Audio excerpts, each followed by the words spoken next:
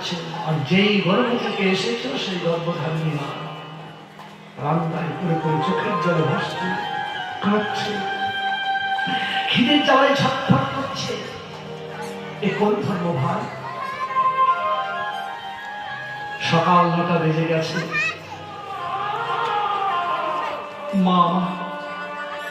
মামা ছেলের কাছে গিয়ে বলছে, খোকা উঠেছিস বাবা? পেটের জ্বালা যে সহ্য করতে পারছি না রে বাবা। তোদের ছেলে মেয়েকে রাত্রে খাইয়েছিস, এঁঠোগুলো তো পড়ে আছে, ওই এঁঠোগুলোই দে বাবা, একটু খেয়ে আমি জল খাই বাবা, দে বাবা একটু এঁঠোগুলো দে। ছেলে কি বলে জানেন? বৃদ্ধা বয়সে তো খাই খাই কিসে? খাই খাই যদি করবে, ভিক্ষে করে খাওয়া, চলে যাও, বাড়ি থেকে বেরিয়ে যাও। কোন জগৎ ভাই, এটা কোন সংসার? এক লিখে যদি 0 দাও তাহলে 10 হবে, পরে যদি একটা 0 দাও 100 হবে, তারপরে 0 দিলে 1000 হবে। এখন যতগুলো 0 দিলে সব 0টা কাজে লাগবে, কিন্তু প্রথমে একটাকে যদি মুছে দাও, তাহলে সব 0গুলো বেকার হয়ে যাবে। জগৎ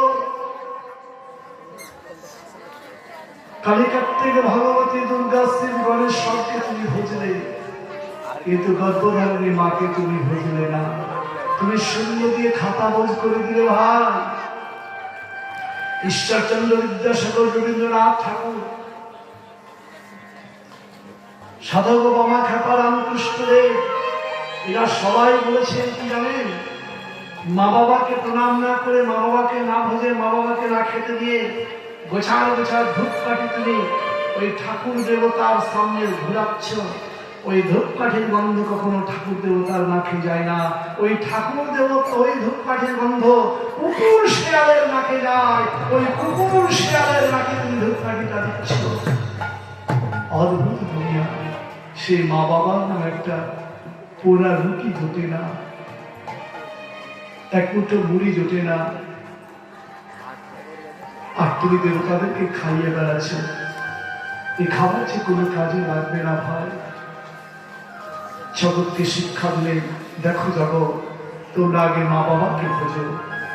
আপনাদের আগেই বলেছি, ভগবান শ্রীকৃষ্ণ নিজের মুখে বলেছেন, আগে মা বাবাকে খোঁজো, তারপরে তুমি আমাকে পূজা করতে এসো।